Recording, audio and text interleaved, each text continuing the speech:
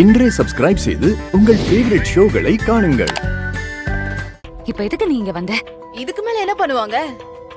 நீங்க கொடுத்த பணம் செலவாய் போச்சு. நிறைய செலவு இருக்கு மேடம். இப்பெல்லாம் லட்சத்துல சம்பாதிச்சாலே பத்த மாட்டேங்குது. ஏதாவது பார்த்து பண்ணா நல்லா இருக்கும் மேடம். இந்த பார், நீ கொடுத்த வேலைய ஒழுங்கா முடிக்கல. உனக்கு எதுக்கு நான் பணம் தரணும்? வேலையை முடிக்கலனாலும் நான் ரிஸ்க் எடுத்தல மேடம். அந்த விஜய் தான் எல்லா பிளானையும் மாத்தினா.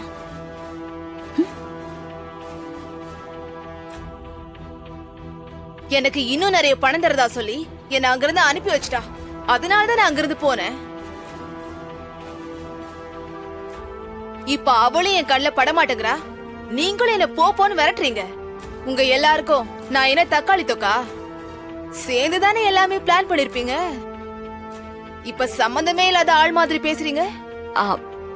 விஜய் உனக்கு பணம் தரேன்னு சொன்னாலா? ஆமாங்க. அப்ப நீங்களும் அவங்களும் கூட்டு கிடையாதா? உங்க பிளான் வேற, அவங்க பிளான் வேறயா?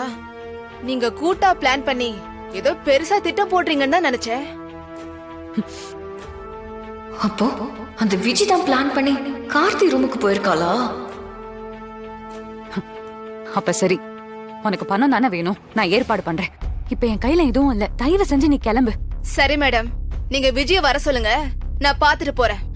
இங்க பாரு, யார் வந்தாலும் எனக்கு தான் பிரச்சனை. ஃபர்ஸ்ட் நான் சொல்றத கேளு. சும்மா போஸ்னா எப்படி மேடம்? ஏதாவது அட்வான்ஸ் கொடுத்தா நல்லா இருக்கு மேடம். என்ன பண்றது?